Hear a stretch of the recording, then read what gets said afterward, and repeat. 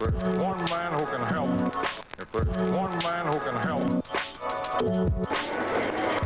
it's the man coming in here right now.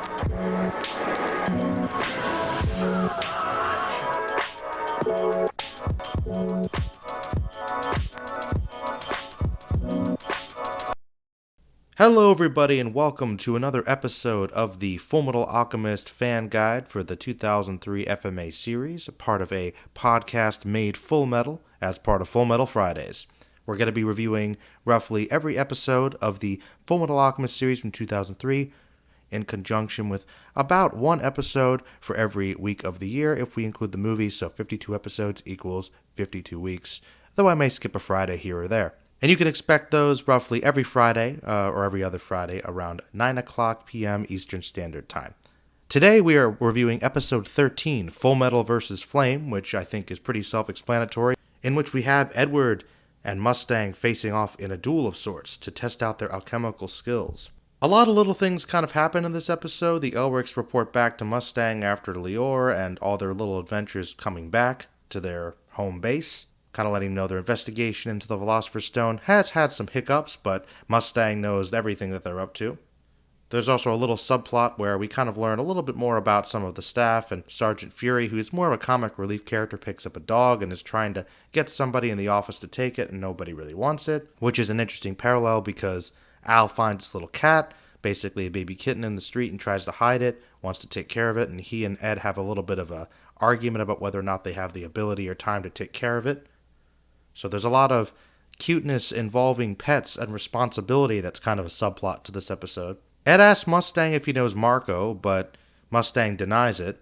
Then shortly after this, we see that a large group of military from the central government has actually come out there to Mustang's area to apparently take over, though they don't say exactly why. This introduces the Iron Blood alchemist Grand, and it turns out they're also escorting the Fuhrer as well. Ed actually learns from Grand that Marcoh was a deserter during the last war, which prompts Ed to see if he can fight Mustang to see if he can get more information from him. Basically, if he wins, in addition to renewing his alchemist certification, he'll tell him everything he knows about Marcoh and he'll take care of the cat.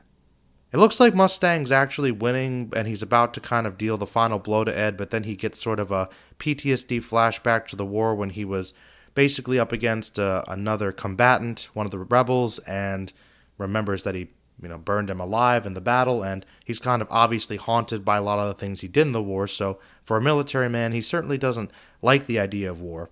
While they're cleaning it up, though, Mustang decides to reveal a little bit of information to Marcoh, basically that he knows where he is, and is going to give Ed that information. We also learn in a conversation between Mustang and Hughes why the Fuhrer has actually fled his main base, and that is because there is a serial killer of sorts who is targeting state alchemists, and it's apparently getting so bad that they all just left.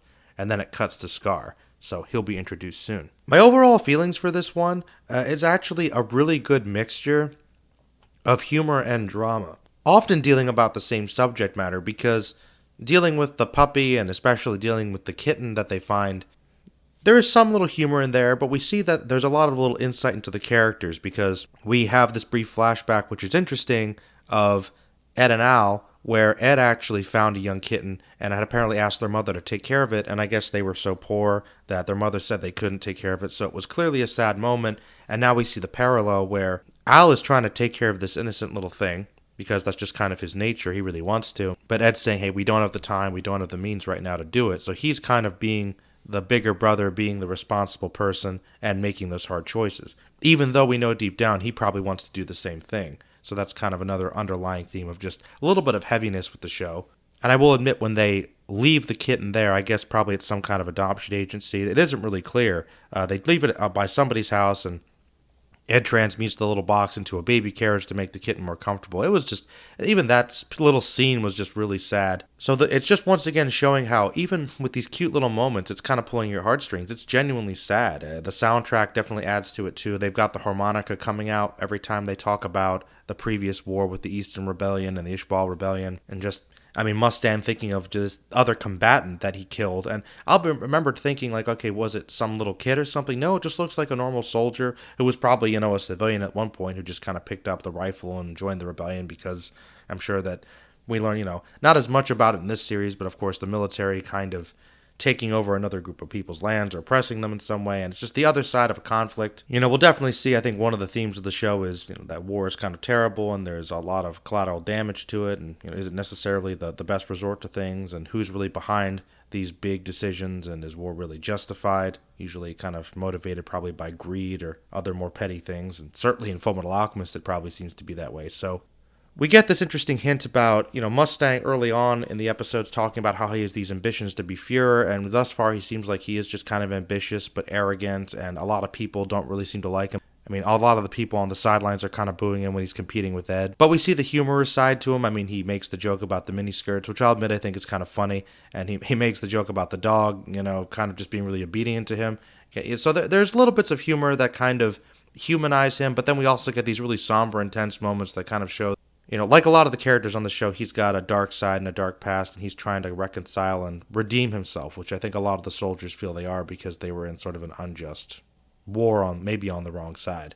And of course, we get the drops about Dr. Marcoh. So I think this episode is very essential for the plot, but also for character moments and for thematic moments. It's just a very solid little episode, and I was kind of surprised. I look over the synopsis for these things, and man, it looked small by comparison, but there's just a lot of little things going on in this episode. It's really quite good, and it makes you want to watch the next one. I will say too that from this point on, this is the first episode where I actually kind of watched it and then I reviewed it pretty much right afterwards, so it's still very fresh in my mind, and hopefully that's going to interject some different energy into these podcasts, because every other episode I watched before I had watched months and months ago, and I was deciding to kind of catch up. So they were still pretty fresh in my mind, but now I'm actually kind of getting all these little details a little more up front. As far as my favorite Fullmetal moment goes, I think it was two. I actually really liked Hugh's. He talks about his daughter once early on when he's showing the picture off to Ed, of course. But then later on, right before he's kind of the announcer for the little battle, which is pretty good between Mustang and Ed. And he then is like, okay, well, before we start, I have to show you something. And he somehow got this giant billboard of his daughter, and of course, everybody throws stuff and boos. I actually kind of caught me off guard because I totally forgot about it. And I'm like, how did he had the time to make that, and he somehow snuck it out there, and nobody wondered what that was. Just one of those silly little moments, but I enjoyed it. I also really like when Scar shows up at the end, because the episode's a pretty good balance of humor, but also more serious moments, but then it gets really dark. You've got that kind of dark orchestral choir thing in the background. It's like that's almost like a dark church melody of these people kind of humming, which is Scar's theme. And then, in the back alley, you get the silhouette of him just basically destroying somebody, sending their brains crashing out of their skull, which is sort of his signature move, the destruction's right hand. And then he goes, it's time to head east, as he turns to the camera. It's just, and it kind of made me think, all right, now we're really going to start getting into the meat of the show, into the heavy plot, and I'm just kind of thinking to myself, the stuff that gets really good. It really picks up once Scar gets there and they start investigating Marcoh and all the Lab 5 stuff, and then we're going to eventually get into Greed and then Dante, so it's going to take a little while, but this is kind of what kicks off the main plot and a lot of the heavier, darker elements of the show, so I'm excited. I think I'll leave this one with a good 7. I was tempted to give it an 8, but I'm trying to hold off because I know that there's episodes of the show that they get even better. I think the show was a very good episode, but I'm going to leave it with a solid 7 for now. Once again, if there's any details I left out or ideas you have you'd like to let me know about, thoughts about the episode, things you agree or disagree on, or things I may have missed, please let me know in the comments. Like the video if you've gotten to this far and you're enjoying them. Any suggestions for things I'll always take, and if you have recommendations for other videos and stuff too, I'll take those. In the meantime, I will see you all probably next Friday or the Friday after, depending on how quickly I get these out. I know at some point I'll probably have to double up or maybe triple up with a couple episodes to kind of remain on schedule, but I'm okay with that. Especially, I think once summer comes, I'll have more time, so who knows, I might even get done sooner. All right, everybody, thank you for listening. Hope you have a good day, good rest of your week, and remember, stay magical.